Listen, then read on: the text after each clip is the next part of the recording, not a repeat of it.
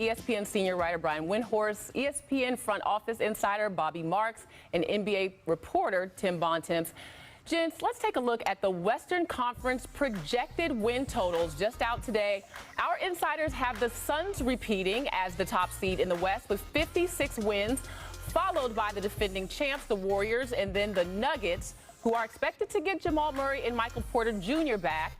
The Wolves, Pelicans, Lakers, and Trailblazers are the four play-in teams. Let's start there, Brian, with LeBron's squad projected as a play-in team for 2023. How do you feel about that? I think that is kind of generous. That's believing that the Lakers are going to get a mostly healthy season from Anthony Davis and LeBron James, because unless those two are playing at a very high level with the roster that they currently have, the Lakers are going to have to be great to get into that playoff situation. They just, the supporting cast that they have assembled is just really kind of haphazard. They have a new coaching staff. They're going to have a whole bunch of new players and new alignments. They're really going to need LeBron and AD to carry them to a bunch of wins in a Western Conference that is going to be highly, highly competitive. If you look at it, the Suns won 64 games last year. They were awesome, and this projection has them winning 8 fewer games. It's not because we think they got worse. We just think that the West is going to be better. So if you're asking the Lakers to dramatically improve their win total without dramatically improving their roster, that's a big ask. Well, look, if you look at the bottom of the Western Conference, those 5 teams below them, Utah's blowing up their team. Houston, Oklahoma City, San Antonio are all clearly trying to position themselves still for the lottery. And then you've got Sacramento Kings, who are hoping to get to 40 wins. So the bar to be in the play-in tournament is pretty low. Like, if they can't get in the play-in tournament again this year, they got some real problems. But to Brian's point about getting beyond that, this is a team that's got 10, 11 minimum salary slots on it. Like, for as good as LeBron James and Anthony Davis are, the Russell Westbrook trade last year, it sucked away all the depth off this team. It left them in the position they were last year, where they were fighting and clawing just to get in the play-in tournament, were unable to do it.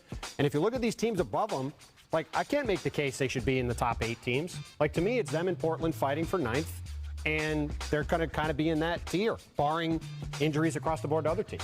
I actually had them at lower wins when I submitted my win total, which is probably not popular here in Los Angeles. I had them at 38 wins, which is still in that play-in tournament. And when you have the Westbrook situation that's going to linger probably all season, unless they make a trade for Kyrie Irving, and that's going to take multiple draft picks.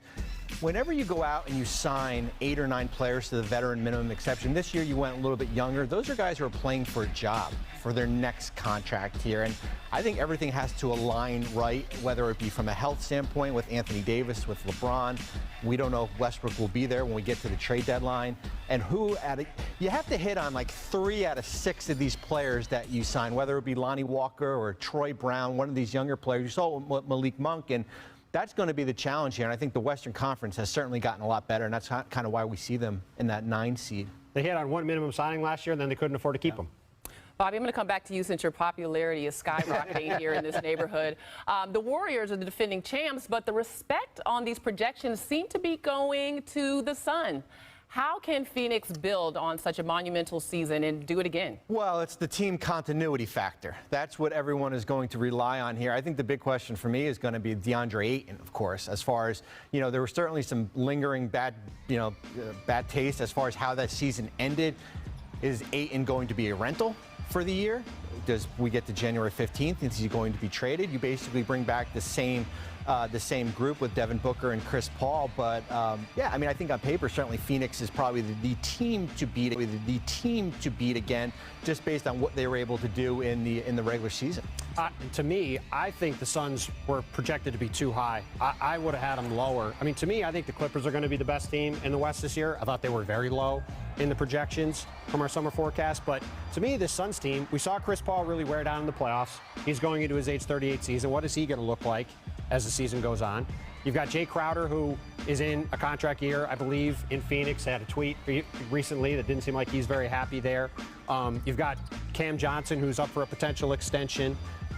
There's a lot of stuff going on in Phoenix that I'm not really sure how it's going to go. And as Bobby pointed out, one of the big stories this offseason was going to be what was going to happen with DeAndre Ayton. He ended up signing an offer sheet, and it's really unclear what his future is there. So the Suns are probably going to be pretty good. Well, I'm sure they'll still be near the top of the West, but I think there's more potential for regression than we're giving credit for.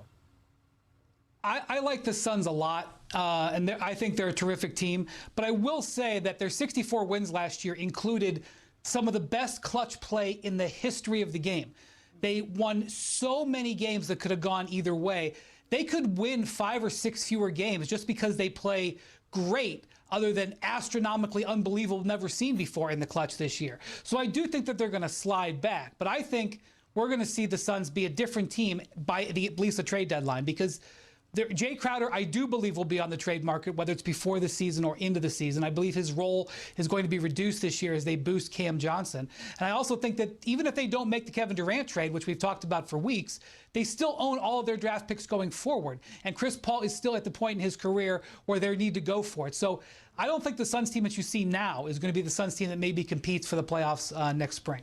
Well, I'm a Wake Forest alum, so I'm always cheering for Chris Paul. But going back to the Clippers, healthy Kawhi Leonard, Paul George, but what else needs to happen for this team to, get to where we expect them to be, which, Tim, I know you said you feel like they could be number one. Health. It really just comes down to health. If Kawhi Leonard and Paul George are healthy, the Clippers, to me, are clearly the best team in the Western Conference. They spent this past year, while they didn't have Kawhi Leonard and Paul George missed a bunch of time, they spent this year stockpiling assets, trading for Norman Powell, trading for Robert Covington. They re-signed Nick Batum this offseason. They have built a deep, versatile team. They've got a championship-winning coach in Ty Lue.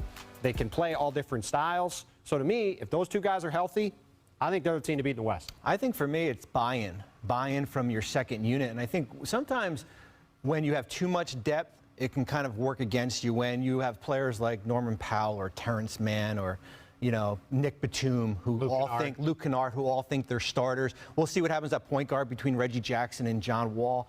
But on paper, we're going back to the paper. But on paper, this is the deepest team in the Western Conference here, and I think if everything lines up, they should be up there as far as 1 or 2. But it's going to have to be buy-in as far as from some of these reserves.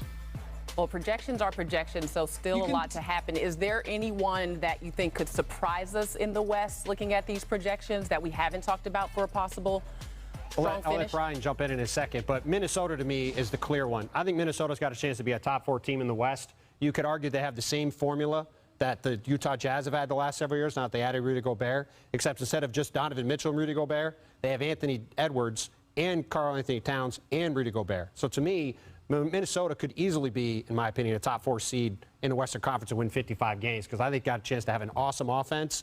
And with Rudy Gobert on your team, you're almost guaranteed to have a top 10 defense no matter what. Brian? We have often seen players explode in their third seasons. It has been the pivot point where star players go to superstars throughout modern NBA history. So here we have Anthony Edwards to maybe show us that move. He is already heading in that direction, and now he's going to get great support from a much better, a team around him. He could take a huge step forward. He could take, basically Ja Morant made that jump this last year. If we see Edwards make that jump, that number 7's position for Minnesota could look laughable. I don't know for sure whether he will, but you could make the case that he's on that path. And with Rudy Gobert coming there, that will elevate their defense, you could see that being a lot different, and that 49 wins being a low number, depending on health, of course. It's going to be the year of the Ant-Man. Calling it now. The year of the Ant-Man. A lot of love.